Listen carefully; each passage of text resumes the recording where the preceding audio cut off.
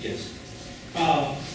First, I just want to say that I agree totally with you on this. I don't like that. There's some other examples out there. I just saw something from FFRF, who was one of the first people to put up billboards, and they have some new ones that are very positive, and I think they actually consulted with a marketing person or something. But that's not my question. If I ask my father-in-law or some other deeply religious person, can you imagine any evidence that would convince you that you're wrong? Most would be totally open that nope, can't think of a thing. And I have always thought of myself as on the other side of that. And recently there's been a real interesting discussion in the blogosphere, and P.Z. Myers is advocating that, you know what, I can't imagine any evidence of a supernatural being, of the God as we traditionally think of it, that would actually convince me, because that is so illogical, where I'm kind of maybe putting words in his mouth, but if I did see it, I think I was crazy. No, I can think of several examples of it. A pair of airplanes stopped in midair 10 feet short of the Twin Towers and hovered to drift harmlessly aside and be set down gently somewhere else, going sideways. I'm there. My demands aren't really that high. Okay? Just something that makes sense from the perspective that we're talking about a God that is at least worth believing in, who actually comes up and actually does something once in a while. Okay? Yes. I just had a question. Listen, I'm with the agnostic person back there. I'm not the agnostic. It seems the discussion is procedurally, how are we having our dialogue? How can we disagree and make it more palatable to people who have not been so charitable Christians or whatever. So I'm going to set that aside. But the substantive issue of, okay, as a logical matter, theists have put forth the hypothesis, let's say, and usually with scientific methodology, there's this null hypothesis. I'm just curious how atheists have, I've heard the argument that atheists don't have a burden of proof because theists carry that, but I would say that the agnostic position seems to appreciate the scientific methodology and logic and just have more intellectual integrity.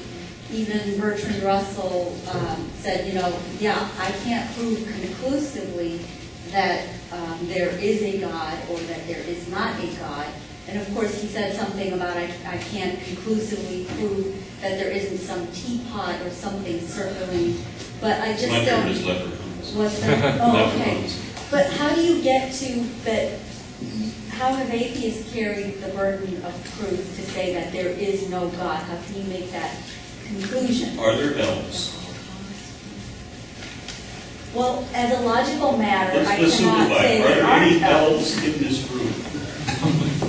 Well, I think it's more of a, but as a logical matter, I can't prove that there aren't elves. I will say that. Okay. But We all to function, I've been having a dialogue with an atheist who tried to explain this to me in terms of probability, and when there's little resources, yes, we need to focus on the more viable conclusions. But I don't want to dominate this thing, but I just wanted to ask how It's been a train wreck since I turned the computer on. This afternoon's been a train wreck since I hit power on this computer. Don't worry about it. So, but I just didn't understand how even the father of logic was able to say that, look, I don't think it's just a matter of semantics, it's a matter of intellectual integrity that, okay, theists can't prove something about the spiritual realm, that there is a God. How can atheists prove anything about a spiritual realm, that there is no God? They may not be able to, and they have no burden to. The position Why isn't doesn't that, that the position isn't that I know theists are wrong. The position is I'm not convinced they are correct. And therefore I cannot believe what they believe. But that doesn't establish the opposite. That's what I'm saying. There's no requirement to establish the opposite. Right, so then how can you, then If I tell you that one of these rooms has a shark in it, go find which room has the shark in it. You open up the door, you see a shark. What do you say? I would say that, okay. Is this room that has a shark in it? Sharks, you're not going to be able to look in that empty wooden room. You're going to say there's no shark there. But as a logical matter, I haven't established that there is no shark in some room. You don't have to. This is Because the why burden of proof is on the claim that is about the existence of the shark.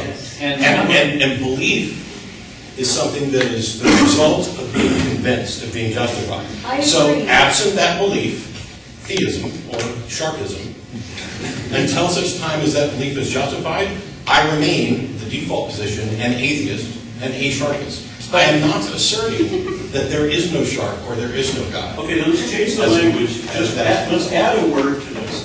There is evidently no shark here. I see no evidence for a shark. Now we've established it. Now we just have to say there's evidently no anytime we want to say there's none. Yes. I guess in agreement with the lady further down the road here, when she talks about not being an asshole, which I do agree with. But what I wonder is, if you and I know the majority don't go far enough there, in that there has been, this movement of, as Dr. calls it, militant atheism and all that. And what that served to do, from my perspective, is to sort of gather together in a tighter group the people who were already atheists, and perhaps allow a few people who before wouldn't have called themselves atheists, now they will call themselves atheists. But what that's also served to do, so there's a small effect that's had there, but it's also served to really piss off the people who were staunchly theists in the past and will continue to be that probably for as long as they live. And so my question there is do you think we haven't gone far enough in making ourselves so that we can peacefully coexist with the rest of the people of this planet? Because I don't think we're going to convert everyone at any point. And so perhaps we oughtn't focus so much in little church meetings such as this on strengthening the atheist viewpoint, which we already share. And it's very easy to say, we don't have the burden of proof, that sort of thing.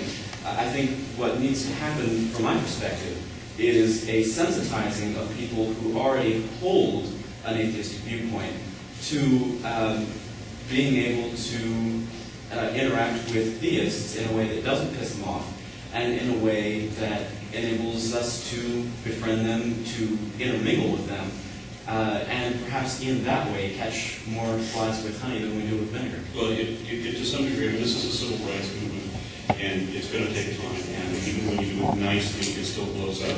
We did the bus thing, millions of people are good without God. They had all the pictures on the bus, and the churches hired a band to follow the bus that had a counter slogan to argue against it because they told us to hate free speech. I'm sorry, I overlooked you guys before. You and then you. Go back real quick to hop back to what she said there. I think that actually helps prove what you were trying to say, that there's a PR problem. So what he was saying in the speech was that you can be both an atheist, that is, I do not believe in God, without saying, I know there is no God. So you can be an agnostic and atheist at the same time. That's what he was trying to say. But from what I was hearing from you, what words you want, it almost sounds like that's exactly what you're saying, that it's very common for someone to think that an atheist says, I know there is no God, which is what you see right there. So that's all he was trying to say, is that I'm an atheist because I do not believe in God. But I'm also agnostic because I can't say I know there is no God. And I've had many people tell me that they do not believe in God, they won't call themselves atheists because they don't know if there's no God, and then I have to clarify. And so those people now can convince that they're atheists. Yes. Two things. One thing about Einstein is he didn't want to call himself an atheist primarily because in his experience, atheists were assholes. He didn't use that word. But they were driven to promote atheism, and he didn't feel driven to promote anything like that. He was interested in the science.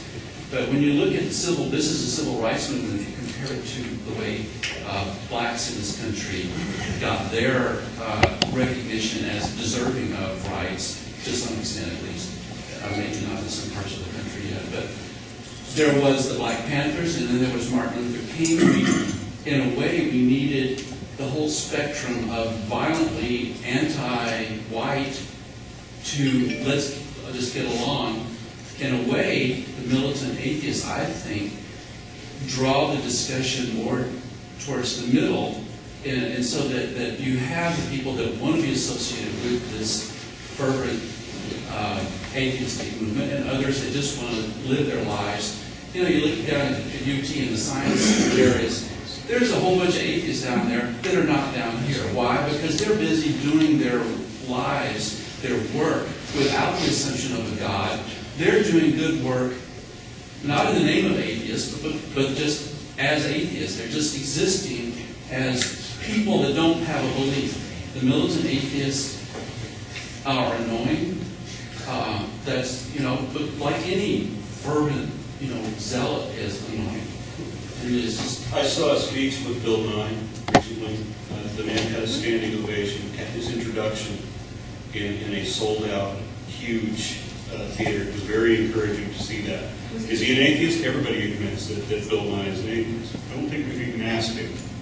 We just automatically put him in our category. He's the sort of person we want to follow because he's saying the right things. We believe in what he says. Okay? His mentor, Carl Sagan, from my generation, that's where I go. Okay? He also, as you saw in the thing here, he didn't call himself an atheist either. The best atheists don't know they're atheists. But what does that do to ourselves as a political demographic? If we let only the hostile atheists run the PR campaign, then where's that put me? I mean, look at me. I don't want a suit and a haircut so I can sell this. I'm trying to promote the civil rights aspect of this, public awareness aspect of this is what I'm trying to do. And I'm sorry if I gave the opposite impression. I've utterly failed it. Okay, you and I. Okay, let's make this the last question. We have to. He had one. Yes. It's not the tone. For me personally, it's kind of the point of who you're trying to get the message to. If you're actually going out against the really fundamentalist Christians, the really evangelicals, your tone's probably not going to work. They're going to just react negatively against it. But if you're going for the people who just don't on a daily basis think about it, you kind of need to get a shock to their system to get them thinking about this. And that's how it was for me. I kind of went through my life as a Christian, but I never really thought about it. It was never really an important part of my life. And it wasn't until seeing shows like yours and a few others that I really started thinking about why did I believe in a God? And I kind of started coming to, well, I really don't. It's just I've always grown up thinking I did because that's how the culture is around me. So you kind of have that shock to bring you into thinking, okay, yeah, I need to go this way, or actually start actually considering what my beliefs really are. And so if you're really nice and kind of, if you don't really get them thinking about it, it's like, oh, whatever, it doesn't really matter. It's you kind of need that aggressiveness sometimes to kind of shock people into thinking about it. Yeah, and I wish I could. I can't be the hostile, aggressive atheist. It doesn't necessarily need to be hostile. Like, it was just the way your tone is in and of itself that kind of just, I do not in any way subscribe to this. And I wasn't used to hearing that, and I wasn't used to hearing arguing about that until I started getting into the human. I was just saying that if I am hostile, my wife will be held out. I hear about every mistake I do all the way. Anyway, I think I've spoken enough. Thank you.